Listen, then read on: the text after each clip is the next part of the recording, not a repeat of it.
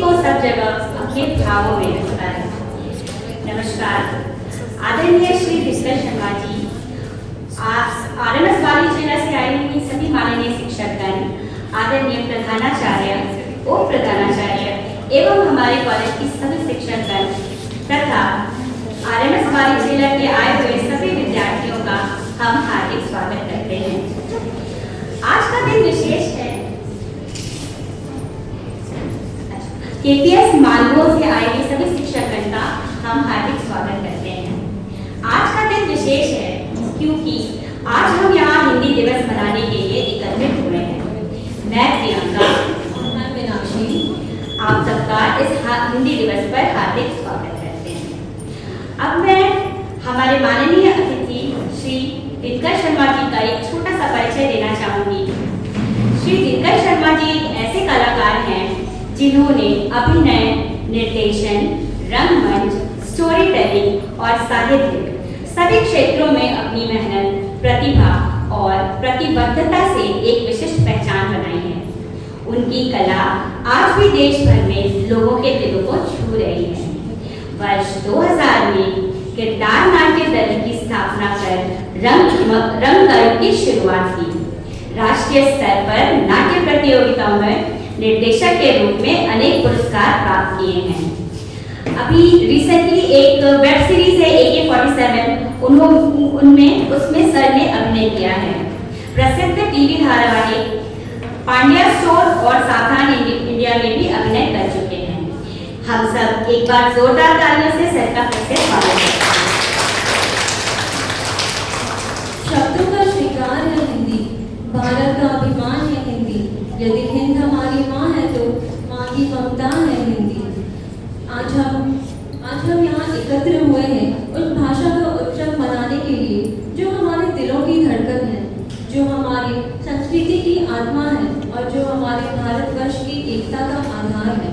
14 सितंबर 1949 को भारत की संविधान सभा ने हिंदी को राज्य भाषा का दर्जा दिया था और उसी के उपलक्ष्य में हर साल 14 सितंबर को हिंदी दिवस मनाया जाता है।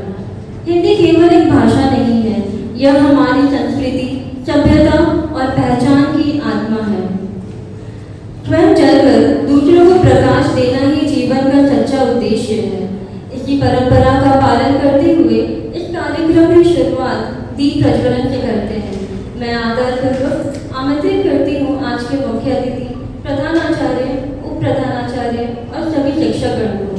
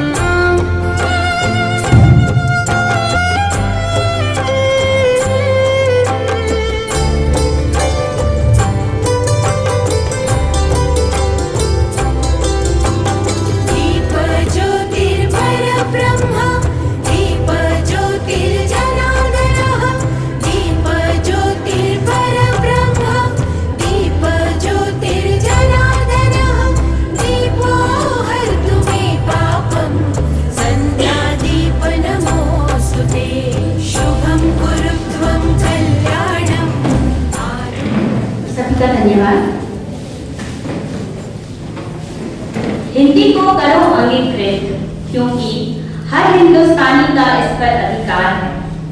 हिंदी को करो अंगीकृत क्योंकि हर हिंदुस्तानी का इस पर अधिकार है। कई वर्षों की दास्तां भी हमारी संस्कृति न बदल पाई, देशवासियों के मन को बस हिंदी ही बांध पाई, बस हिंदी ही बांध पाई। अब कार्यक्रम की अगली कड़ी में हम सुनेंगे हमारी सहपाठी पूनम को, जिसको हम आमंत्रित करते हैं मंच पर। पूनम, आप कृपया आगे अपना कविता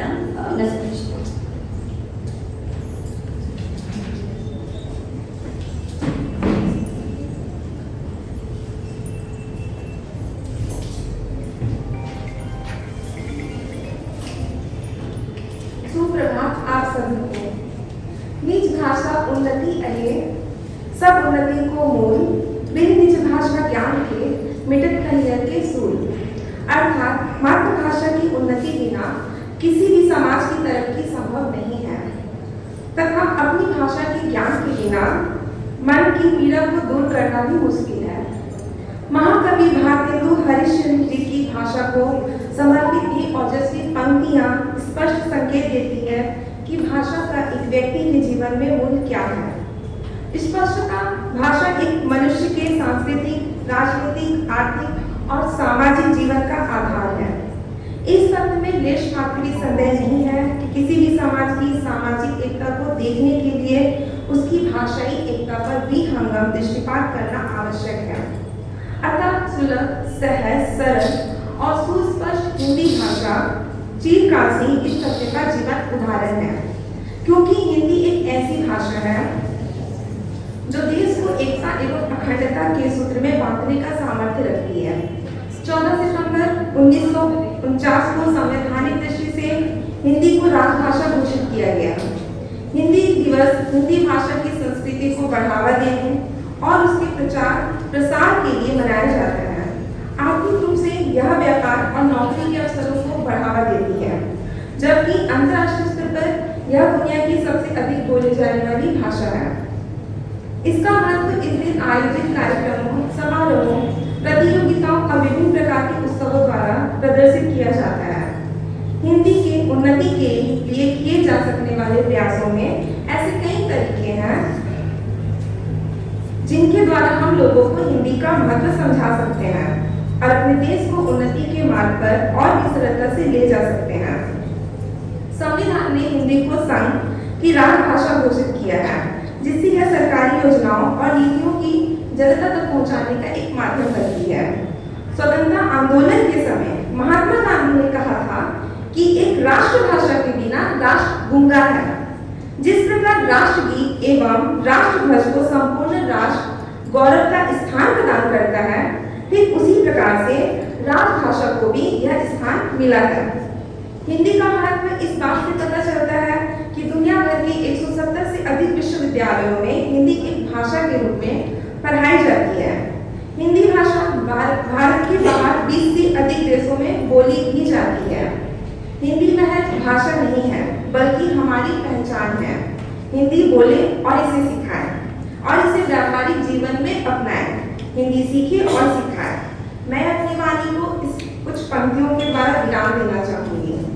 बाकी भाषा को मैंने महज किताबों में रखा, बाकी भाषा को मैंने महज किताबों में रखा, हिंदी को सब जगह अपनी भावों में रखा। धन्यवाद।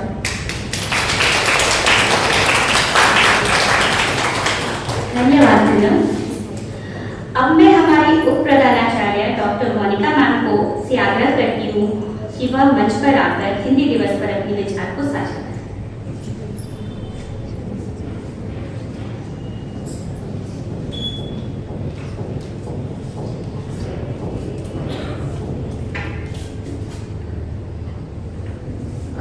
आदरणीय दिनकर सर, आदरणीय प्राचार्य महोदया, प्रिय शिक्षकगण और मेरे प्रिय शिक्षक जो यहाँ उपस्थित हैं, हमारे कॉलेज के भी विद्यार्थी और स्कूल के भी, आप सबको सुप्रभात। मुझे बहुत अच्छा लगता है जब हम हिंदी भाषा जो हमारी है इसको हम महत्व दे रहे हैं। मैं वहीं बैठी हुई थी तो प्रिंसिपल मैम ने भी मेरे को बताया कि देखिए हमारे बच्चे जो ये खड़े हैं वो ही प्राचार्य और का फर्क भी नहीं समझ पा रहे हैं। स्कूल के प्रिंसिपल को और कॉलेज के प्रिंसिपल को हम किस नाम से संबोधित करते हैं, अगर हम थोड़ा सा ज्ञान इतना भी अपने बच्चों में डाल पाए तो खुशी होगी। हिंदी हमारी हिंद की भाषा है, हमारी भाषा है। हमने शायद बाकी भाषाओं में हम इतना बह चुके हैं कि अपनी भाषा को ही भूलते जा रहे हैं। दूसरी भाषा का ज्ञान होना कोई बुरी बात नहीं है, पर अपनी भाषा को नीचे गिरा देना, उस पर ध्यान न देना या उसको गलत बोलने में अपने आप अपनी शान समझना, ये थोड़ा सा गलत होता जा रहा है। आज कोई टूटी फूटी इंग्लिश बोलता है तो लोग उसको बहुत ही एक अजीब निगाह से देखते हैं, इसको इंग्लिश भी नहीं आती। लेकिन अगर कोई टूटी फूटी हिंदी बोलता है तो बड़े शान की बात हो जाती है कि अच्छा, मतलब दूसरी भाषा में तो शायद ये उस्ताद होगा। ये थोड़ा सा जो हमारे दिमाग में जो बैठ गया है, आप जो युवा हैं आपको ये ऊपर उठाना है। हिंदी सिर्फ एक विषय नहीं है जो आप पढ़ रहे हैं स्कूल में। हिंदी हमारी एकता का प्रतीक है, हमारी संस्कृति का प्रतीक है। हिंदी एक भाषा है जिससे हमें अपने आप को समझ में आता है। जैसे इंग्लिश में कई वर्ड्स हैं जो इंग्लिश के कल्चर को डिपिक्ट करते हैं। जैसे कैरल्स का गाना होता है ना, क्रिश्चियंस गाते हैं ना क्रिसमस में कैरल्स, पर उस कैरल्स का कोई हिंदी ट्रांसलेशन नहीं है, क्योंकि वो उनकी संस्कृति को दर्शाता है। उसी तरीके से हिंदी में भी ऐसे बहुत सारे शब्द हैं। अगर हम दीपक ही एक शब्द ले लें तो इसका भी कोई इंग्लिश में ट्रांसलेशन नहीं मिलेगा। आप जो भजन गाते हैं, इस भजन का इंग्लिश में कोई ट्रांसलेशन नहीं मिलेगा, क्योंकि ये शब्द हमारी संस्कृति को दर्शा रहा है। भाषा को इतना आसान न समझिए। और यही सब करने के लिए हमारे कॉलेज ने एक लिटरेरी क्लब का एक स्थापना कर रखी है कि हाँ भाई, ये कुछ भाषा के प्रति आप लोगों को प्रोत्साहित करेगा, एक जानने की एक जैसे आपने हमारे बच्चों ने तो देखा होगा, हम लोग मदर लैंग्वेज डे सेलिब्रेट करते हैं, जिसमें हम विभिन्न भाषाओं को लेकर आते हैं और बताते हैं कि उनका जो हमारे आज की लाइफ में क्या है। ऐसे ही हम इंग्लिश डे भी सेलिब्रेट करते हैं, क्योंकि हमें वो भी पता है, वो भी एक लैंग्वेज है और उसको भी हमें ऊपर उठाना है। और हिंदी दिवस को भी हम करते हैं। तो हम किसी भी भाषा को नीचे नहीं रख रहे हैं, पर हर एक भाषा का अपना एक अस्तित्व है जिसे हमें बचा के रखना है। तो लिटरेरी क्लब का यही एक उद्देश्य है और हम पूरा मैं कोशिश करूंगी कि आप लोग भी अपना आगे लैंग्वेज के प्रति प्रेम को जाहिर करें। और इन लोगों से भी गुजारिश करूंगी कि प्राचार्य शब्द का प्रयोग करें।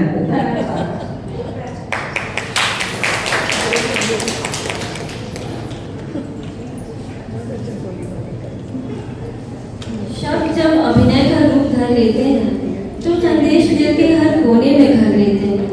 कला सिर्फ मनोरंजन नहीं, यह जीवन का आईना है। नाटक वो दीप है जो समाज को सच दिखाना है।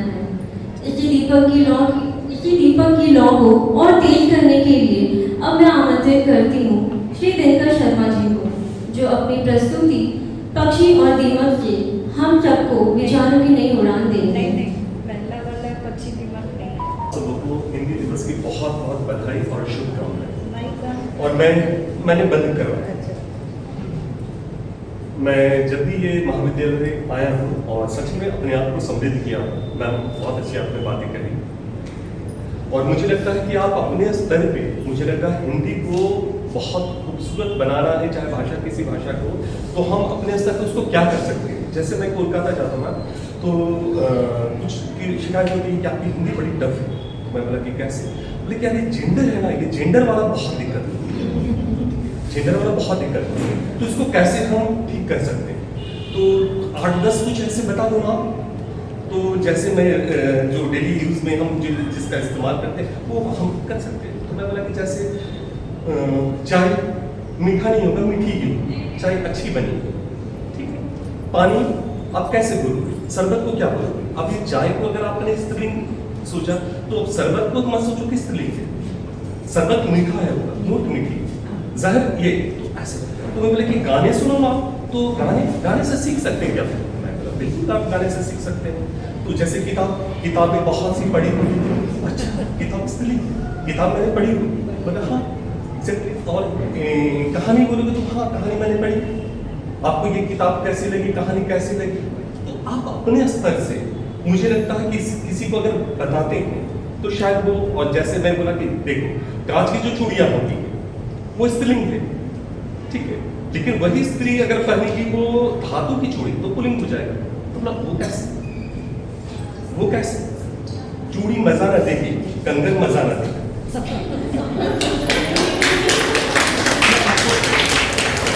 तो आप अपने स्तर से, अगर मुझे लग रहा है कि कहीं से अगर आप सीखना चाहते हैं तो आप ऐसा नहीं बोल सकते कि मैं फिल्म से कुछ नहीं सीख सकते।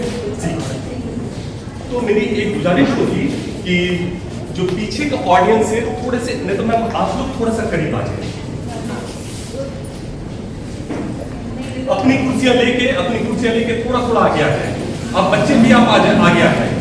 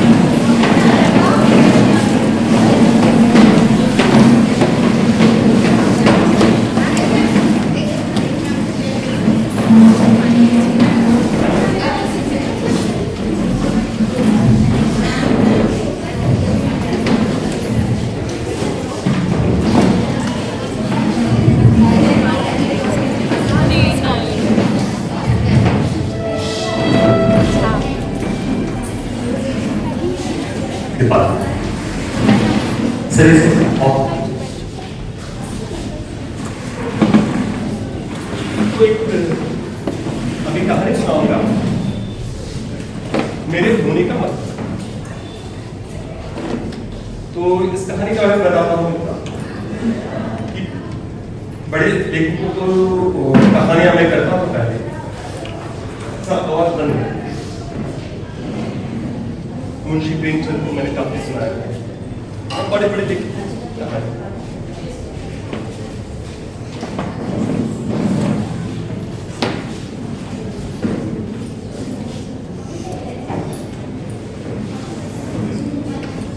उन दिनों में डीएवी पब्लिक स्कूल में प्रस्तुतियां दे रहा था। प्रस्तुतियां देते हुए कि एक शाह जयंत कुलकर्णी सर जो रीजनल डायरेक्टर थे डीएवी के, तो उन्होंने बोला कि दिनकर जी आप बहुत कहानियां सुनाते हैं, आप खुद की कोई कहानी लिखी है क्या? तो मैं बोला कि हाँ सर एक कहानी है मेरे पास में। तो मैं बस एक ही चीज बोला कि दुनिया में ऐसा गधे बहुत कम हो गए हैं, जिसको हम गधे बोलते थे। शायद ईमानदारी से आप लोग सोचिएगा। तो ये कहानी मैंने सुनाना शुरू किया और कई प्रस्तुतियां मैंने करी। तो जो जैसे होता था कि बचपन में हम कुछ भी ये करते हैं गधा कहने का, ऐसा तो गधे भी नहीं, जो दुनिया जो बड़ी खूबसूरत चलती है वो गधे की वजह से, क्या संगत नहीं है? तो गधे नहीं रहेंगे ना तो लगेगा कि एक कहावत है ना, चोर भी नहीं चाहता कि उसका दोस्त चोर, वो कभी नहीं चाहेगा चोर भी कि मेरा दोस्त जो है वो चोर। तो इसलिए मुझे लगा कि अब खास करके मुझे इसलिए और ज्यादा आज मजा आ रहा कि बच्चों को देख, ठीक है ना? तैयार हो ना सुनने के लिए? पूरे एनर्जी में बोलो ना। और जैसा लगे वो ये नहीं है कि अगर हंसने का मन करे तो बिल्कुल हंसो, वो ये जबरदस्ती नहीं है, ठीक है ना? तो एक तालियां बजा दो और मैं सुना।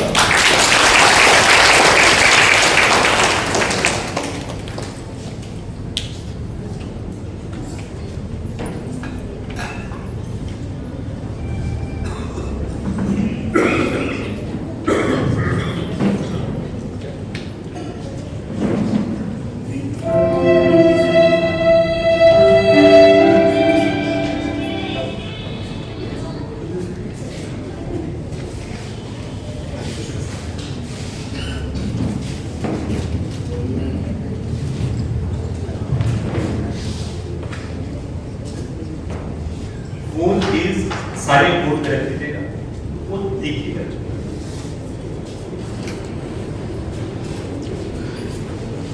वैसे तो मैं रोजियाना देखता और सोचता क्या है, पर किसी भी एंगल से देखने से नहीं लगता कि मैं एक गधा। आईने से मैंने पूछ कर भी देखा पर जवाब नहीं मिला, और आईने में ऐसे लक्षण दिखाई देते नहीं, पर लोगों को क्यों लगता है कि मैं एक गधा। आजकल सभी लोग मुझको गधा कहते हैं, वो भी सिर्फ गधा नहीं, अव्वल गधे का गधा, गधे का बादशाह, गधे का मुखिया, गधा श्री, गधा नंबर 1, गधा का क्या था, कौन? अरे क्या अपने क्या पराए। आजकल तो मैं सबों के लिए एक गधा ही गहरे चिंतन मंथन करता हूं तो इस नतीजे पर पहुंचता हूं, एक गधा इंसान नहीं हो सकता तो एक इंसान गधा कैसे हो सकता है। इसलिए मैं इनको असमंजस की स्थिति में हूं। लोगों द्वारा उपहार स्वरूप मिले इस नाम ने मुझे खुद के मूल्यांकन कर दिया है, क्योंकि मैं गधा कैसे हो सकता, इससे असमंजस की स्थिति में लोगों द्वारा उपहार स्वरूप मिले इस नाम ने मुझे आखिर मैं गधा कैसे हो सकता हूं। इस दुनिया में एक भी आदमी ऐसा नहीं जो मेरे पास आए और बहुत प्यार से मुझे समझाते हुए कहे तुम गधा कैसे हो सकते हो, तुम्हारे तो 2 हाथ है, 2 पैर है, 2 कान है, 2 आंख है, एक मुंह है, एक नाक है, तुम तो सांस भी लेते हो, तुम्हारे रगों में तो खून है, मच्छर के काटने से तुम्हें मलेरिया भी होता है और गंदा पानी पीने से तुम्हें जॉन्डिस हो सकता है। तुम गधा कैसे हो सकते हो, तुम तो सरकारी राशन की दुकान में घंटों लाइन में लगे रहते हो, लेकिन गधे की 2 कान, 2 आंख, उसके भी तो रगों में खून, उसका भी दिल धड़कता है। आखिर कब और किस बात के लिए मुझे गधा कहा जाने लगा, कृपया करके मुझको जरा सोचने दीजिए। हाँ, सोचने का मोहलत दीजिए। दरअसल मेरे बचपन की, जब मैं 13 साल का था और दोनों कक्षा 8वीं का छात्र था, मेरे घर से बस लगभग आधे किलोमीटर की दूरी पे एक सर्कस चल रहा था, जिसकी चर्चाएं दोस्तों से सुनता था तो मन मचल उठता था कि कैसे जोकर फंसाता है, कैसे साइकिल से गिर जाता है, फुटबॉल से हाथी कैसे खेलते हैं, वो आग के रिंग में शेर का पार हो जाना एक रोमांच पैदा करता था, और मौत के गोल में पूरी रफ्तार से गाड़ियां दौड़ाना तथा एक दूसरे को थाम कर झूले में लटकने का वर्णन सुनकर सीधा टूटता था। पर मेरी बदकिस्मती, मेरे घर के किसी भी सदस्य को सर्कस में जरा भी दिलचस्पी न थी। मैं साहस करके पिताजी के पास गया और कहा क्या, लगभग गिड़गिड़ाए सब, पिताजी मुझे पैसे चाहिए, मुझे सर्कस देखना है। पर अचानक मुझे लगा हम फटे हो जैसे, दिमाग ठिकाने पे तो है, पढ़ना लिखना 5.5, नवाब सर्कस देखे। अपने भाई बहन को देखो, हमेशा पढ़ते रहते हैं, चुपचाप कमरे में जाओ और पढ़ाई करो। मैं पिताजी का आदेश सुनकर पढ़ने तो चला गया, पर किताब मेरी बोरियत हो रही थी। आधे घंटे के बाद पिताजी ने मुझको बुलाया। मैं लगभग दौड़ते हुए पिताजी के पास पहुंचा। पिताजी के हाथ में 5 के 2 नोट थे, जो मैं हसरत भरी निगाह से देख रहा था, और मेरे दिमाग अपना काम करना शुरू कर दिया था कि रुपए को किन चीजों पे कहां खर्च करना। तुम्हें सर्कस देख रहा है ना, ये लो पैसे, हाँ कुछ चाट खा ले। मैं पैसे देखकर दौड़ते हुए सर्कस मैदान में पहुंचा, जहां पे सर्कस चल रहा था। मैदान में कुछ छोटी मोटी खिलौने और खाने पीने की चीजों की दुकानें लगी थी। मैंने सोचा सबसे पहले टिकट लेकर अपनी सीट सुरक्षित कर मैं जैसे ही टिकट के लिए अपना हाथ टिकट खिड़की में डालने को वाला था, मेरी नजर एक खाली पे पड़ी, जो पीठ के बस सोया हुआ था। कपड़े के नाम उसकी बदन में फटी हुई डूंगी थी। उसके पेट से ही सहज अंदाजा लगाया जा सकता था कि वह कितना भूखा था। इससे पहले कि मैं उसके बारे में कुछ और सोच पाता, एक 8-9 वर्ष की बच्ची, हाँ मेरे पैर पकड़ कर बोली, भैया हमें कुछ पैसे दो, हम दोनों ने कई दिनों से कुछ खाया नहीं। बताइए, जो काफी जद्दोजहद के बाद सर्कस देखने के मुझे पैसे मिले थे, पैसे में उस बच्चे के हाथ में सौंप मैं घर लौट आया। मुझे अपने सर्कस नहीं देखने का जरा भी अफसोस नहीं था, बल्कि एक जरूरतमंद व्यक्ति की मदद कर खुशी हो रही। मेरे वक्त से पहले घर पहुंच जाने के कारण पिताजी और घर वाले मुझे देखकर चौंक गए। अरे इतनी जल्दी लौट आए, क्या हुआ? कहो ना क्या बात हुई? मेरे चेहरे का हाव एक रोमांच पैदा कर रहा था और मैंने चुप्पी साध रखी थी। घर के सभी लोग मेरे करीब और करीब आ गए। उनके हिसाब से मैं कोई बड़ा या भयानक खुलासा करने वाला था। सभी व्याकुल थे मुझे सुनने व जानने के लिए। पिताजी ने लगभग चिल्लाते हुए कहा, अरे बोल ना, तूने तक क्यों नहीं देखा? और मेरे लिए ज्यादा देर तक चुप रहना खतरनाक साबित हो सकता था। मैंने एक संक्षिप्त सा उत्तर दिया, पैसे मैंने भिखारी को दे दिए। पूरे के पूरे 10 रुपए? हाँ, मैं इतना सिर हिला था। घर के सभी लोग मुझको गौर से देख रहे थे। पिताजी ने घूरते हुए कहा, तू इंसान नहीं है बेटा। तब मैंने सोचा, अब पिताजी मुझसे यह कहेंगे तू तो भगवान है बेटा। मैंने बहुत सावधान होकर पिताजी से पूछा, जी पिताजी जी, मैं तू जी पिताजी जी, तू तो एक नंबर का गधा है। भैया पिताजी की बात को काटते हुए लगते, पिताजी इसे गधा मत कहिए, ये तो गधे नंबर 1 है। दीदी भी चुप रही, ठहाका लगाते हुए बोली, ये तो गधे का बादशाह नहीं। सभी लोग ठहाकों में व्यस्त हो गए। ठहाके के बढ़ते ही जा रहे थे, बढ़ते ही जा रहे थे। अगर उनसे कोई अलग था तो थी मां, जो शांत भाव से मेरी ओर देख रही थी। और ये कोई अंतिम ठहाका नहीं था।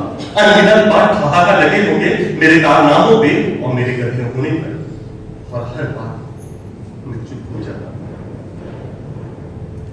जिस तरह मेरा बचपन समय के साथ साथ जवान होता गया, उसी रफ्तार मेरा नाम भी घर, मोहल्ले, स्कूल, कॉलेज तक मैं प्रसिद्ध हो चुका था इस नाम से। मैं इस नाम से जितने भी छुटकारा पाने की कोशिश करता, मैं इस नाम को उतना ही करीब पहुंच पाया। जिस तरह से बिच्छू का स्वभाव होता है डंक मारना, लाख कोशिश करने के बावजूद भी वह अपने स्वभाव से छुटकारा नहीं पा सकता, तो मैं भी छुटकारा नहीं पा सकता। एक दफा हाँ, कॉलेज में अंग्रेजी के प्रोफेसर सर ने मुझको बुलाया। मैंने भाप दिया, शायद सर आज मुझको समझाने की मूड में। उनके लिए चलना और खड़े रहना मुश्किल का काम था, क्योंकि वो जरूरत से ज्यादा मोटे थे और उतने ही गुस्सैल थे। उनका झूठ भी सबको सच मानना चाहिए था, और किसी का सच भी उनको झूठ व बकवास लगता था। मैं सर के पास गया, गुड मॉर्निंग सर, आपने मुझको बुलाया सर? कल मैंने तुमको बाजार में देखा, तुम खुद बारिश में भीग रहे थे और किसी मरियल से आदमी को बारिश में भीगने से बचा रहे थे अपनी छतरी देकर। मैं बीच में ही बोल पड़ा, वो बीमार आदमी था सर, मुझसे कहीं ज्यादा छाती उसे जरूरत थी, इसलिए मैंने अपनी छाता उसे थमा लिया था। बीच में मत बोलो, अपने लिए सोचो, अच्छे परसेंटेज के लिए सोचो, अपनी पढ़ाई की चिंता करो। और हाँ, इन दिनों तुम कितने मोटे हो गए हो, 100-150 दिन क्या होते होंगे। एक साथ खाने पीने पे कंट्रोल करो। नहीं बोलने की बात कोशिश करने के बावजूद अंततः मैं बोल पड़ा, सर मैं तो एवरेज वेट हूं सर, ओवरवेट तो आप है सर। एक साथ खाने पीने पे कंट्रोल आपको करना चाहिए सर। तेल की मक्खन से बनी चीजों से आपको परहेज करना चाहिए सर। ये सब चीजें आपके स्वास्थ्य के लिए हानिकारक है। और सर शराब सिगरेट को तो दूर भी नहीं छूना चाहिए सर, आपकी जान भी जा सकती है। तू मुझे समझाएगा, मिस्टर बैनर्जी को, कि मुझे क्या खाना चाहिए, क्या पीना चाहिए? इसीलिए तो सारा कॉलेज तुमको कथा कहता है। जब भागे लगा कहता, वहां से खदेड़ लाने के बाद मैं अपने मित्र के पास पहुंचा अपना दुख गाने के लिए। यार देखना, आजकल सभी लोग मुझको गधा कहते हैं। वर्मा सर ने मेरी पीठ पीछे मुझे गधा कहा। आखिर वो वर्मा सर ने मेरी पीठ पीछे मुझे गधा क्यों कहा? कि तू उनका ट्यूशन का फीस वक्त से पहले दे देता है ना, तो तू वहां पे विनम्रता का पुतला बना। अपनी ज्यादा रिस्पेक्ट नहीं देनी चाहिए, अपना वजन घटता। सर के टूटने से पहले मैं उनका ट्यूशन का फी दे देता हूँ, सर का सम्मान करता हूँ, इसलिए मेरा मार्गदर्शक मुझको गधा कहते हैं। पर तू भी तो अति करता है ना यार। यस सर, जी सर, सर मैं आपके लिए आलू फ्री हूँ सर, गेहूं भी डालूंगा सर, सब्जियां भी डालूंगा सर। खर्चों तू बता कि तेरी क्यों राय क्या है मेरे बारे में? तू मेरे बारे में क्या सोचता है? देख यार, तू तो जानता है मैं क्या था, साइंस का स्टूडेंट नहीं हूं। मेडिकल साइंस के हिसाब से तू देखने में इंसान जैसा लगता है, पर तेरा मेडिकल साइंस के हिसाब से मैं इंसान जैसा लगता हूँ और मेरा एटीट्यूड गधे जैसा है। क्या है कि मुझे खुशी तो नहीं हुई, पर क्या करूं, सच कड़वा हुआ। मैंने बात को बदलती हुई मुझसे कहा, खैर छोड़, तेरे माता पिता कैसे हैं, उनकी तबीयत कैसी थी। मुझसे विनती करते हुए कहने लगा, यार प्लीज मुझे कुछ देर के लिए अकेला छोड़, मुझे कुछ सोचना है। स्वभाव से भाव होने के बाद मैंने मित्र से कहा, क्या सोचेगा यार, तू जाना प्लीज, मुझे कुछ सोचना है, मुझे बताना, मैं तेरा दोस्त हूं, क्या सोचे। प्रोफेसर पता नहीं सबके सामने मुझे गलत स्टूडेंट कहा, उन्हें कैसे बेइज्जत करूं, मुझे ये सोचना है। और मेरी एक नई गर्लफ्रेंड बनी, उसके जन्मदिन पे कौन सा गिफ्ट दूं, ये सोचना है। रविवार बियर कहां पीनी है, ये भी सोचना है। मैंने की बात सुनकर तंग रह गया और नहीं बोलते हुए मैं धारा पर बोलने लगा, सुन तो ये खजूर की बातें सोचेगा, और तेरे पिता जो तेरी पढ़ाई की वजह से कर्ज में डूब गए हैं उसके बारे में कौन सोचेगा, और तेरी माँ जो तेरी पढ़ाई की चिंता करते हुए डिप्रेशन का शिकार होती जा रही है उसके बारे में कौन सोचेगा। तू होता कौन है रे? मेरे निजी मामला में टांगा रहेगा। आखिर तुझको किसने अधिकार दिया कि तू मेरी पर्सनल जिंदगी में इंटरफेयर कर? अब समझ, इसीलिए तू साले सब कुछ को गधा कहती हो। यार तूने मुझको गधा कहा, गधा तो गधे में तो क्या कहा। मैं अपने पक्ष पे पिता को देने लगा, आसमान एक ही क्या धरती का आसमान कह सकते हैं और आमों तो हो ही नहीं सकता। तुम मित्र ने एक सनसनीखेज खुलासा किया, धरती का आसमान नहीं कहा जा सकता, आग को पानी कहना तो बेवकूफी है, और धरती आसमान तो हो ही नहीं सकता। लेकिन तुझे गधा छोड़कर कुछ कहा भी नहीं जा सकता। यार तुम मुझको ध्यान से देख, ध्यान से देख, तब तुझे एहसास हो जाएगा कि मैं गधा नहीं हूं। गधे को देखने के लिए किसी इंगल की जरूरत नहीं पड़ी। वो भी बुद्धिमान आदमी तुझको गधा नहीं कहेगा। मैं मित्र से और भी जाने के सवाल पूछना चाह रहा था, मित्र दरवाजा बंद कर दिया और मैं सड़क पे आ गया, और मैं सड़क पे बढ़ता हुआ यह सोचता हुआ चला जा रहा था, क्या फिर कम मुखड़ी बुद्धिमान आदमी के साथ वह बुद्धिमान आदमी कैसा होगा, गोरा होगा या काला होगा, और ये मैं कैसे समझूंगा कि यह वही बुद्धिमान आदमी है जिसके पास मेरे सवाल का जवाब है। मैं यही सोचता हुआ सड़क पे बड़ा चला जा रहा था कि मेरी नजर सड़क किनारे आराम कर एक साधु बाबा पे पड़ी। अरे मरता क्या नहीं कर, मैंने झट से साधु जी चरण छूकर प्रणाम किया और पपाक से अपने बेचैन कर देने वाला सवाल पूछा, साधु जी क्या मैं गधा हूं? साधु जी अपने में लीन थे, मुझसे रहा नहीं गया। मैंने साधु जी को झकझोरते हुए कहा, साधु जी आप तो अंतर्यामी हैं, सर क्या बात है, सच सच कहिए ना, क्या मैं सच में गधा हूं? हरिओम हरिओम। इसने कहा कि तुम गधे हो या गधे की तरह दिखते हो। साधु जी मैं किन लोगों का नाम गिना हूं, मेरे आसपास के सभी लोग मुझको गधा ही कहते हैं। साधु जी फिर से लीन हो और मैंने झकझोरते हुए कहा, क्योंकि अभी एक विचार मेरे दिमाग में आया था, साधु जी अगर मैं सच में गधा होता तो किसी धोबी के घर बनाना होता और गंदे कपड़े की गड्डी पीठ पर ढो रहा होता। हरिओम हरिओम। यह कोई जरूरी नहीं है बच्चा, जिस तरह से व्यक्ति अपनी अज्ञानता और बेवकूफीपन की वजह से गधा कहलाने लग जाता है, मुझे लगता है तुम भी अपनी बेवकूफीपन की वजह से ही लोग तुझको गधा कहने लगे। साधु जी आप कैसे साबित कर सकते हैं कि मैं अज्ञानी हूं, बेवकूफ हूं? मेरी ये बातें सुनकर साधु जी भड़क से गए। हरिओम हरिओम। साबित करने की जरूरत तुझे है, मुझे नहीं, पर तू ये साबित कर कि तू गधा नहीं है, गधा नहीं का। अंततः हुआ वही जिसका मुझे डर था। आखिरकार साधु जी ने मुझको गधा कह रहा, लेकिन मैंने हिम्मत नहीं हारी। मैंने साधु जी को समझाने का प्रयास जारी रखा, क्योंकि मैं साधु जी से अपने गधे में होने का प्रमाण चाह रहा था। साधु जी मैं गधा कैसे हो सकता हूँ? मैं नैतिकता का पालन करता हूँ, सभी के दिलों में मानवता को जगाता हूँ, और मुझे तो अच्छी तरह का ज्ञान भी है। साधु जी ये मेरी बातें सुनकर और आग बबूला हो गए। साधु मैं हूं ना तू है, सब का सब ज्ञान अज्ञान धर्म अधर्म की बातें करने का अधिकार मुझे है। मुझे मैंने सच पका कर कहा, जाहिर सी बात है साधु जी, इस तरह की बातें तो आप ही कर सकते हैं। साधु जी ने बड़े प्यार से कहा, हरिओम। इस युग में लोग किसी कला के बारे में जानते हैं या नहीं जानते, लेकिन एक कला में वह पारंगत हो चुके हैं, और वह कला है अपना बहुत ही निजी और व्यवस्थित जीवन जीने की कला। सिर्फ और सिर्फ अपने सुख शांति और अपने में मग्न होने की कला। और मुझे बहुत अफसोस के साथ उनसे यह कहना पड़ रहा है कि तुम इस कला से अनजान हो। मैं साधु जी से इस तरह की बातें सुनकर सन्न रह गया, मानो मेरे पैर तले की जमीन ही खिसक रही हो। तब मैंने साधु जी को निर्णायक स्वर में कहा, हाँ साधु जी, मैं अपने स्वार्थ साधने की कला से अनजान ही रहना चाहता हूं, और मैं उन लोगों की तरह ड्राइंग रूम, चौक चौराहे और चाय की दुकान पे बाजारवाद, आतंकवाद और क्षेत्रवाद की गंदी राजनीति और नक्सलियों के आगे घुटने और देश की सरकार और अमेरिका के आगे बेबस भारत की सिर्फ और सिर्फ बातें नहीं करता। मैं वही बातें करता हूं जो मैं कर सकता हूं। मेरे पड़ोसी शर्मा जी जो काफी दिनों से बीमार थे, उनका बिजली का बिल, फोन का बिल मैं ही जमा कराता हूं, और दवाइयां सब्जियां भी मैं ही ला देता हूं। जब बिट्टू का स्कूल रिक्शा नहीं आता था तो स्कूल तक मैं ही छोड़ाता हूं। कुछ दिन पहले भी मोहल्ले के पागल कुत्ते ने दूध बेचने वाले को काट दिया।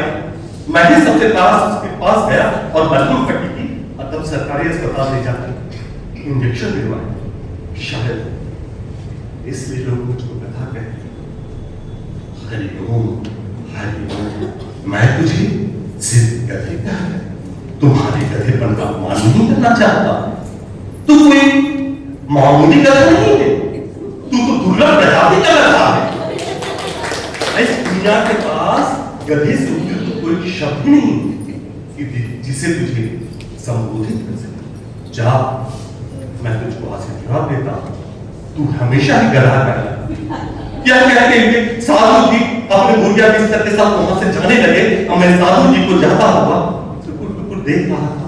कुछ दूर जाने के बाद साधु जी मेरे ओर मुड़कर बोले, तू कोई मामूली गधा नहीं है बच्चा, तू तो उच्च कोटि का गधा है। गधा गधा, हाँ मैं गधा हूं, लेकिन आज मैं किसी भी कीमत पर अपने गधे होने का रहस्य को जानना चाह रहा था, बल्कि मैं ठान चुका था कि अपने बारे में सच जानकर ही दम लूंगा, और अपने होने का मतलब को समझना चाह रहा था। मैं मां को ढूंढते हुए रसोई घर पहुंचा और अपना बहुत ही सहज सा प्रश्न पूछा, मां क्या मैं गधा हूं? मां मेरी बातें सुनकर भी अनसुना करते हुए किचन के बर्तन में व्यस्त हो गई। मेरा सब्र का बांध टूट रहा था, क्योंकि मैं आज एक सवाल का जवाब चाह रहा था। मेरा सिर खाली हो रहा था, मुझको ऐसा लग रहा था मानो मेरे दिमाग के नसों में बहने वाला खून जम सा गया। मेरे चिंतन में बस एक ही सवाल था, इससे पहले कि मेरे दिमाग के नसें फट जाए, मैंने लगभग चिल्लाते हुए कहा, मां बोल, क्या मैं गधा? इसने कहा सभी लोग तो कहते हैं मां पे जैसे मेरी बातों पे कोई फर्क ही ना पड़ा। मां ने कहा, मैं कुछ बोलूं। मुझे लगा जैसे मेरे सवाल का जवाब मिल जाएगा, और मैंने हड़बड़ाते हुए कहा, हाँ हाँ हाँ बोल। मां ने कहा, दोपहर के 3 बज चुके हैं और घर के सभी लोगों ने खाना खा लिया है, तुम खाओ तब मैं खाऊं। मां यह एक वाक्य सुनकर मैं अपना सवाल ही भूल गया, और मैंने मां से कहा, अच्छा मां, तू ही क्यों रोज अन्न का बचा खाना खाती है? कभी दाल चौपड़ जाती है, तो कभी भात, कभी रोटी होती है, तो सब्जी नहीं। आज से अन्न का बचा खाना मैं खाऊंगा, मैं खाऊंगा। ये बातें सुन के मां के आंखों में आंसू आ गए, और मां ने मेरे सिर पर हाथ फेरते हुए, सच में तू गधा नहीं। मां ने आप मुझे बहुत ही सहजता के साथ समझा दिया था कि आज के युग में एक संवेदनशील इंसान को गधा कहा जाता है, लेकिन आज मुझे अपने गधे होने पर मैं गर्व महसूस कर रहा था, और मुझे मेरे होने का मतलब नहीं।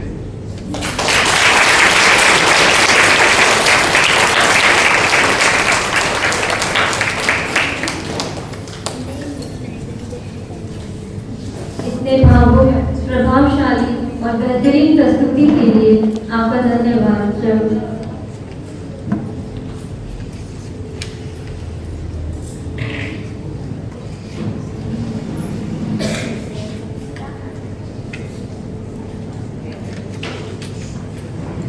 धन्यवाद सर। पूरब से पश्चिम तक, उत्तर से दक्षिण तक, एक ही सरगम एक ही ताल, हिंदी है भारत की पहचान। चारों दिशाएं मिलकर कहें, हिंदी से हम सब जुड़ कर रहे हैं। कहते हैं नृत्य और संगीत आत्मा की भाषा होती है। प्रस्तुत है एक नृत्य जिसे पेश कर रही है तान्या और उसकी टीम। एक बार जोरदार तालियों से इनका स्वागत कीजिए।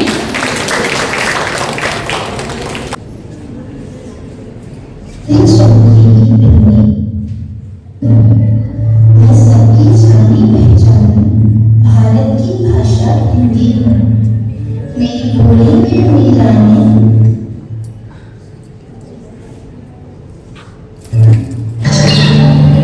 मैं भारत माँ की मस्तक पर सबसे चमकीली बिरनी। मैं सबकी जानी पहचानी, भारत की भाषा हिंदी है। मेरी भोली में मेरा ने मनमोहक काव्य सुनाया है कवि सूरदास के गीतों में। मैंने कब मान न पाया है तुलसीदास रामचरितमानस मेरे मुख में चरितार्थ हुए। विद्वानों संतों की वाणी गुंजत हुई साकार। भारत की जितनी भाषाएं सब मेरी सखी सहेली हैं। हम आपस में क्यों टकराए, हम बहने भोली भाई हैं। सब भाषाओं के शब्दों को मैंने गले लगाया है। इसी भारत के जब जमने जी अपनाया है।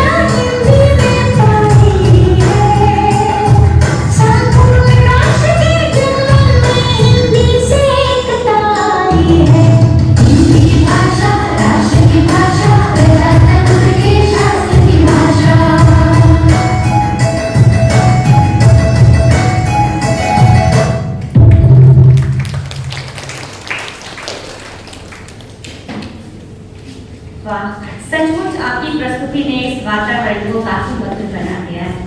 धन्यवाद आप सभी का।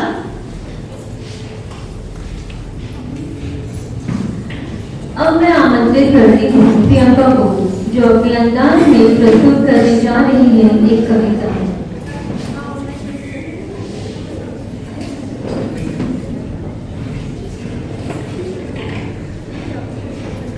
नमस्कार सभी को। मैं प्रियंका BA सेमेस्टर की छात्रा। आज मैं अपनी कविता शुरू करने से पहले कुछ पंक्तियां प्रस्तुत कर रही हूँ। कहते हैं कि श्रृंगार के जो रस हैं वो 16 हैं। कहते हैं कि श्रृंगार के जो रस हैं वो 16 हैं, पर उनमें सबसे प्यारी माथे की बिंदी है। उसी तरह भारत में भाषाएं अनेक हैं, पर उसमें सबसे प्यारी मेरी हिंदी है।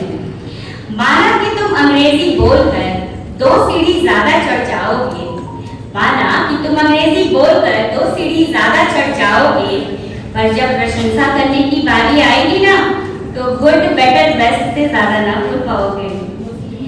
माना अंग्रेजी तुम्हें दूर तक लेकर जाएगी, माना अंग्रेजी तुम्हें दूर तक लेकर जाएगी, पर याद रखना ये तुम्हें कार दिला सकती है, पर संस्कार ना दिला पाएगी।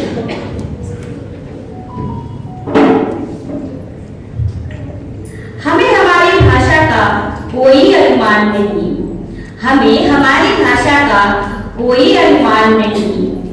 अरे अंग्रेजी एक भाषा है, कोई ज्ञान नहीं। अब मेरी कविता। हिंदी मेरा ईमान है, हिंदी मेरी पहचान है, हिंदी हूँ मैं, वतन भी मेरा प्यारा हिंदुस्तान है।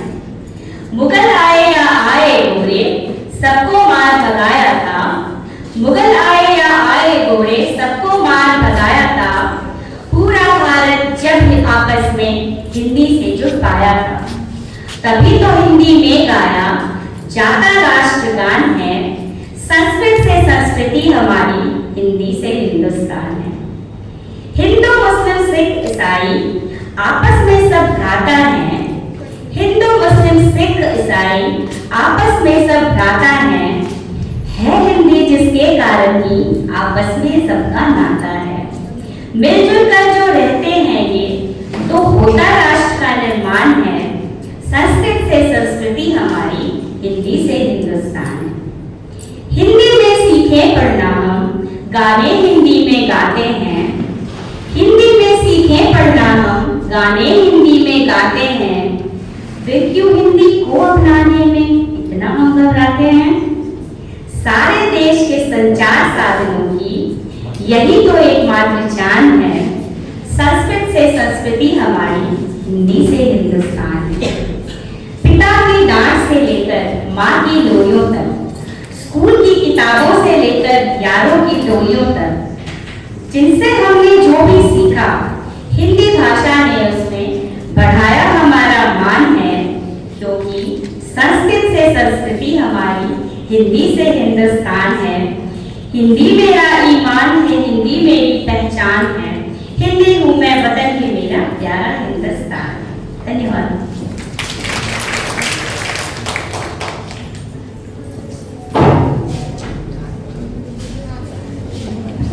धन्यवाद प्रियंका। आपकी इस कविता ने हम सबके दिल में हिंदी के प्रति और अधिक प्रेम जगा दिया है।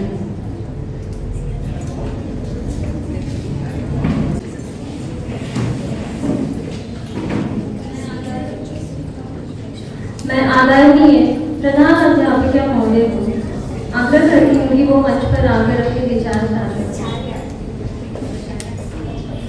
प्रधान आचार्य प्राचार्य महोदय,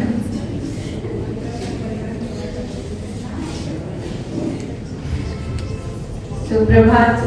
हिंदी दिवस की सभी को बहुत बहुत शुभकामनाएं।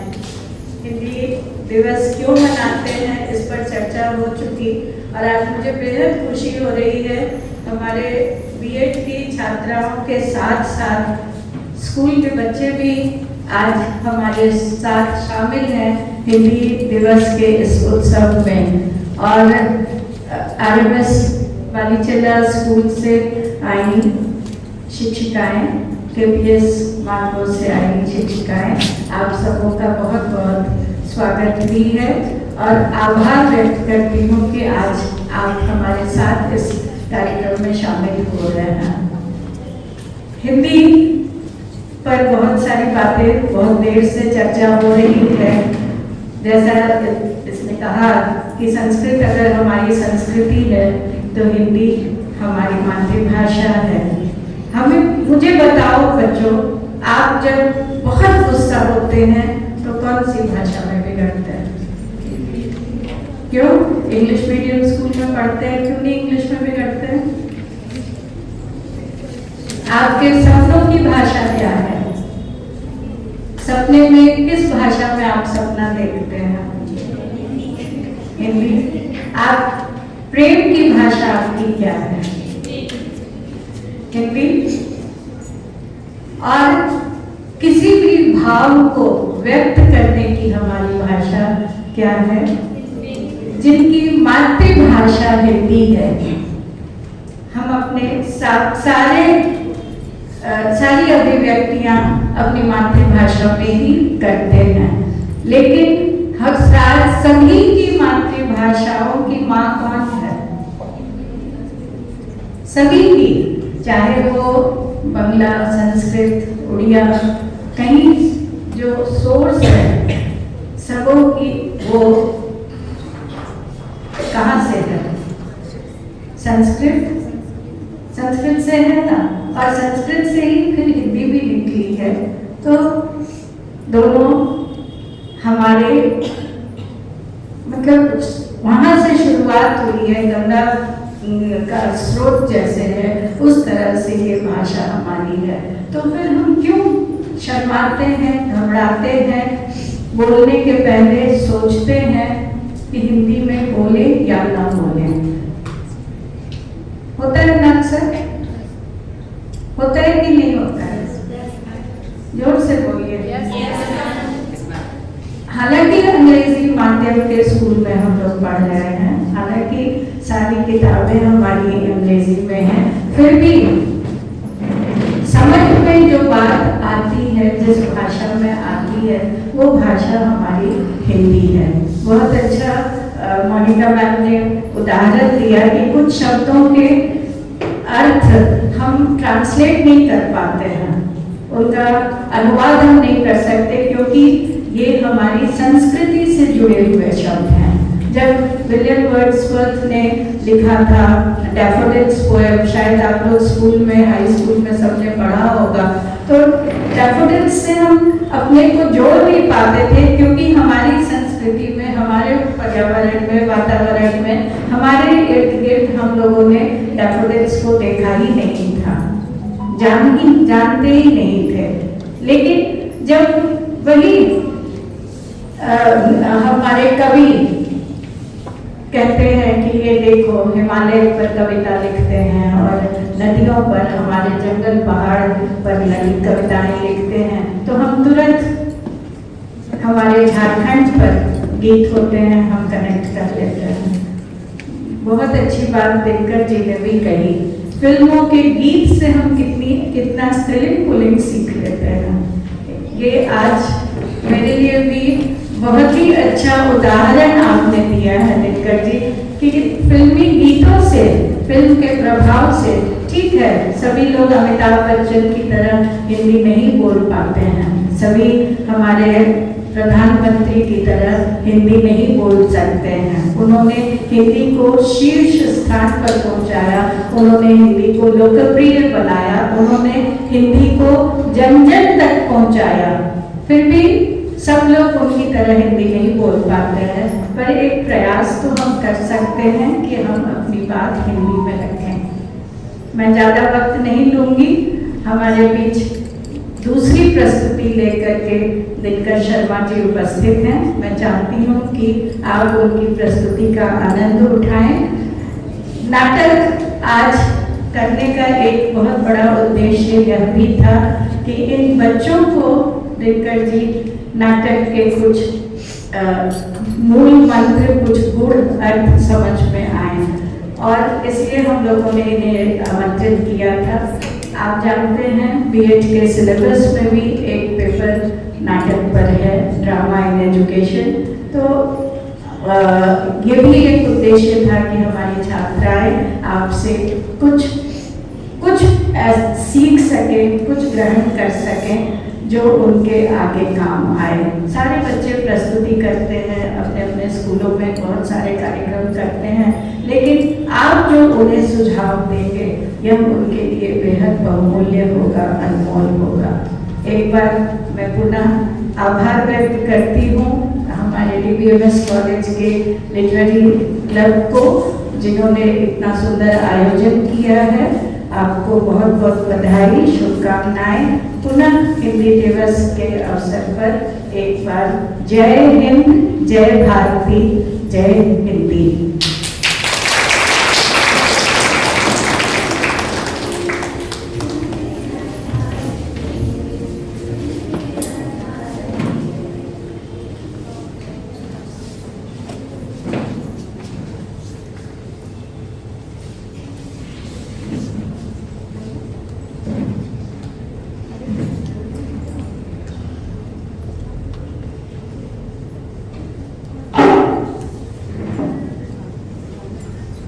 धन्यवाद मैम। अब मैं मंच पर एक बार फिर से श्री दिनकर शर्मा जी को अपनी एक और बेहतरीन प्रस्तुति पक्षी और दीपक के लिए आमंत्रित करती हूँ।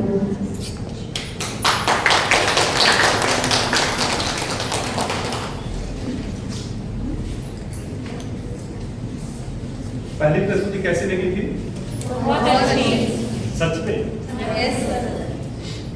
तो दूसरी प्रस्तुति है भी पक्षी और दीमक, और मुझे लगता है कि ये बड़ी जरूरी कहानी है आप सब बच्चों के लिए। जैसे बाजार, हर एक की जरूरत होती है। बाजार, बगैर बाजार का हम लोग रह सकते हैं क्या? ध्यान दीजिएगा इस बात। बाजार हर एक की जरूरत होती है, जहां पे जरूरत की चीजें मिलती हैं। बाजारवाद क्या चीज है? जहां पे जरूरत पैदा करती चीजें बेची जाती। ये मूल मंत्र है।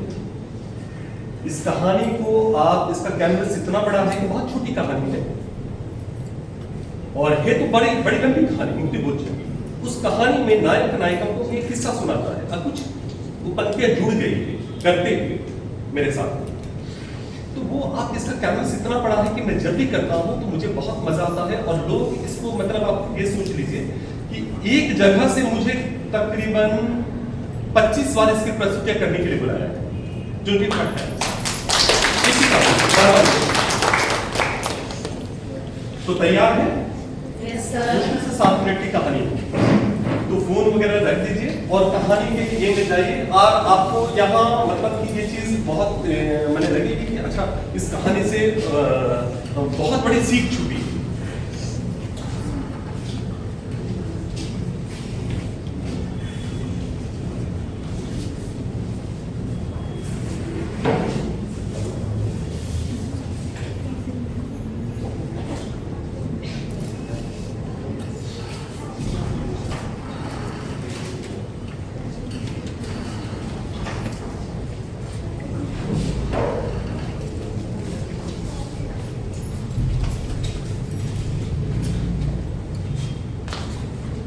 एक का पक्षी वो नीले आसमान खूब ऊंचाई उड़ता है, उसके साथ उसके पिता और मित्र भी सब बहुत ऊंचाई में उड़ने वाले पक्षी थे।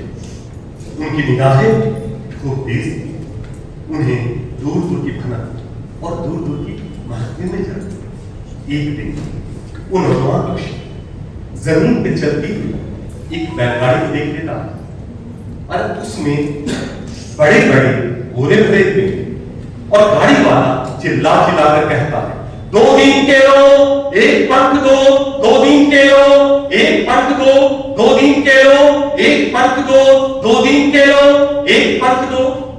उस नौजवान पक्षी दिनको का शौक था। वैसे ऊंचे उड़ने वाले पंछियों को हवा में ही बहुत से कीड़े तैरते हुए मिल जाते हैं, जिन्हें खाकर वे अपनी भूख थोड़ी बहुत शांत कर देते। लेकिन दिन के सिर्फ और सिर्फ जमीन पर ही नहीं, कभी कभी पेड़ों पर जमीन से तने पर चढ़कर ऊंची डाल पर वे अपना मटियाला लंबा कर बना देते, और ऐसे कुछ ही पेड़ होते थे, और वे सब दिन के एक जगह मिलते थे। तब उस नौजवान पक्षी को लगा यह बहुत ही बड़ी सुविधा है कि एक आदमी दिनको को बोरे में भर भर कर बेच रहा है। वह नौजवान पक्षी अपनी ऊंचाइयां छोड़कर मंडराता हुआ नीचे उतरता है और पेड़ के किनारे पे चुपचाप बैठ जाता है। दोनों में सौदा तय हो जाता है। वह नौजवान पक्षी अपनी चोंच से एक बार खींच कर तोड़ने में उसे तकलीफ होती, लेकिन वह उसे बर्दाश्त कर लेता है।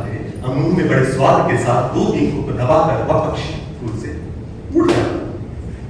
अब उस नौजवान पक्षी को गाड़ी वाले से 2 दिन के खरीदने और 1 पंख देने के बाद बहुत आसान लगा। वह रोज तीसरे पहाड़ नीचे उतरता और गाड़ी वाले से 2 दिन के खरीद कर अपने 1 पंख को दूर कर दिया। कुछ दिनों तक ऐसा ही चलता रहा, और एक दिन उसके पिता ने उसे देख लिया। उसे समझाने की कोशिश की कि बेटे दीन के हमारा स्वाभाविक आहार नहीं है और इसके लिए तो पंख हरगिज नहीं दे जा सकते। तुम समझने की कोशिश करो, अपनी वक्त वरना कह देता हूं बहुत तुम बहुत पछताओ।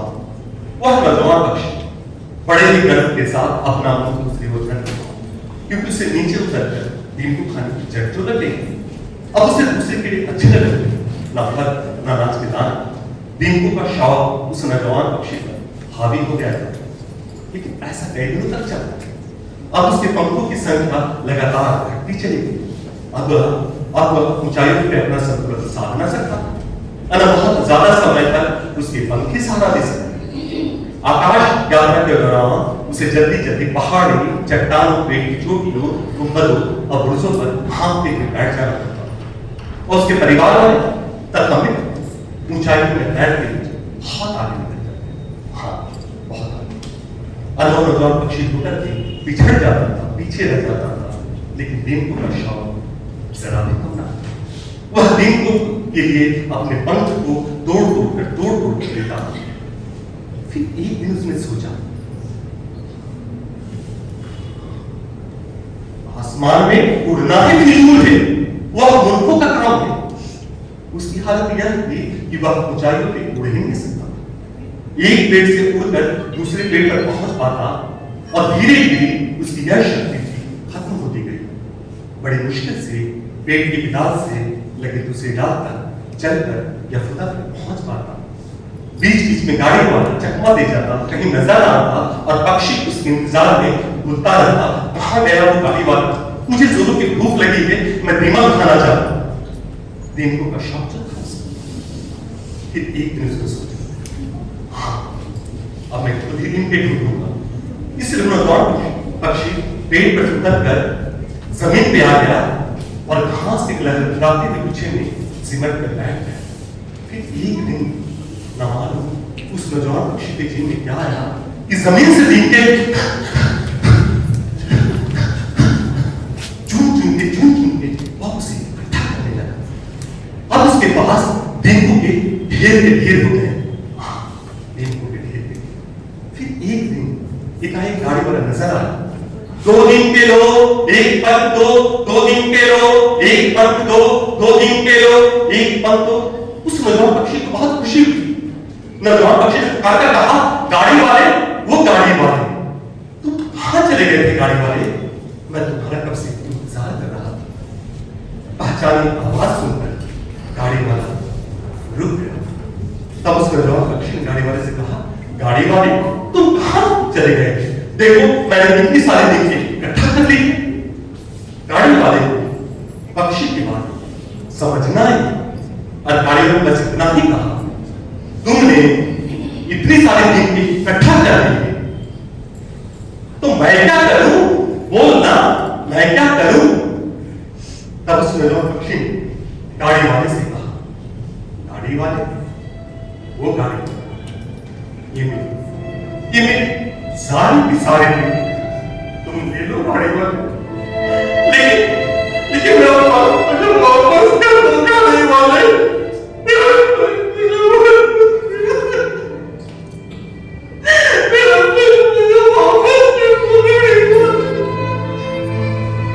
पक्षी मैं कीमत के बदले पंख के लिए, पंख के बदले कीमत में ऐसा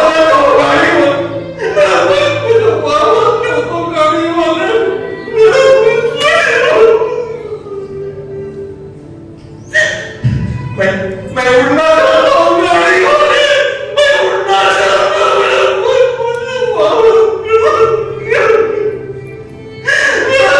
मुझे वापस कर दो गाड़ी वाले, मेरा मुझे वापस।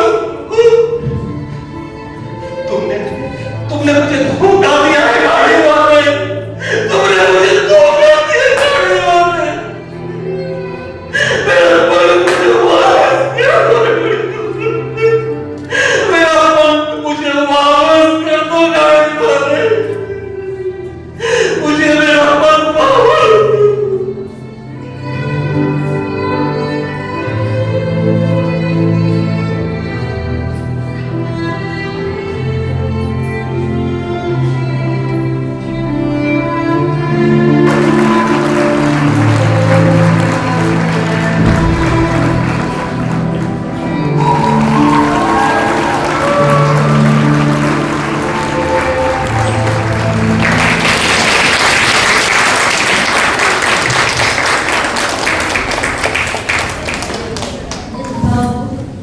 मेरी प्रस्तुति के लिए मैं आपका धन्यवाद करती हूँ। मैं महोदया को आमंत्रित करती हूँ मंच पे कि वो हमारे मुख्य अतिथि आदरणीय श्री दलिंद्र शर्मा जी को सम्मानित करें।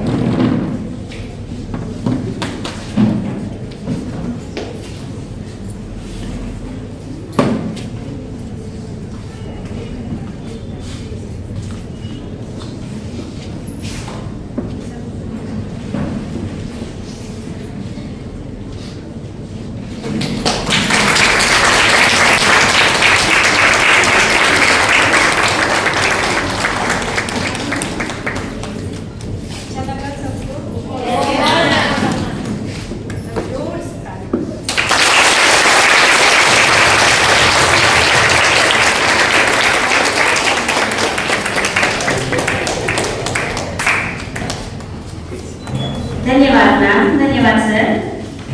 अब मैं नीलू को आमंत्रित कर रही हूँ धन्यवाद ज्ञापन करने के लिए। आइए।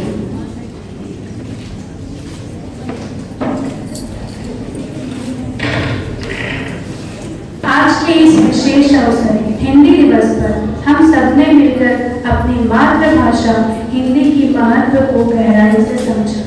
अब समय है इस आयोजन को विराम देने और उन सभी का आभार व्यक्त करने का जिन्होंने इसे सफल बनाने में अपना योगदान दिया।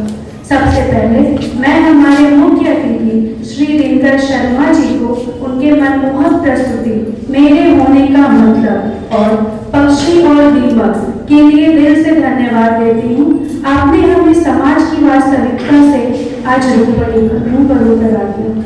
मैं हमारे महाविद्यालय की सचिव मिसेस शिवप्रिया धर्मराजन और महासचिव मिसेस सुधा विनीत जी को भी धन्यवाद देना चाहूंगी। इसके बाद मैं हृदय से हमारे महाविद्यालय की प्राचार्य डॉक्टर जूही समर्पिता और उप प्राचार्य डॉक्टर मोनिका ऊपर का भी धन्यवाद देती हूँ। उनके शब्द हमेशा हमारे मनोबल को बढ़ाते हैं। साथ ही हमारे साहित्यिक क्लब की मॉडरेटर मिस मीनाक्षी को भी धन्यवाद देती हूँ, जिनके मार्गदर्शन और प्रोत्साहन के बिना यह कार्यक्रम संभव नहीं हो पाता।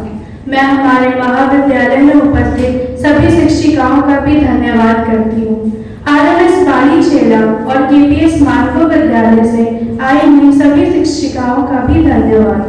RMS बाली चेला विद्यालय से आए हुए सभी विद्यार्थियों को भी धन्यवाद। हिंदी भाषा के महत्व को समझाने के लिए मैं शिक्षार्थी पूनम कुमारी का भी धन्यवाद करती हूँ। इतनी सुंदर नृत्य प्रस्तुतिकरण के लिए हमारे महाविद्यालय के विद्यार्थियों का धन्यवाद। स्वरचित कविता को भावों में व्यक्त करने के लिए शिक्षार्थी प्रियंका कुमारी का दिल से धन्यवाद। तकनीकी सहायता के लिए मैं सुदीप सरकर जी का भी धन्यवाद करती हूँ। न्यूज रिपोर्टिंग के लिए वीरेंद्र पांडे सर को धन्यवाद। एंथनी सर और सभी दीदी का धन्यवाद, जिनके अथक प्रयास से सभागार के सभी कार्यक्रम सरलता से पूर्ण होते हैं। अंत में मैं उन सभी श्रोताओं को धन्यवाद देती हूँ जिन्होंने धैर्य और उत्साह के साथ इस कार्यक्रम का आनंद लिया। धन्यवाद।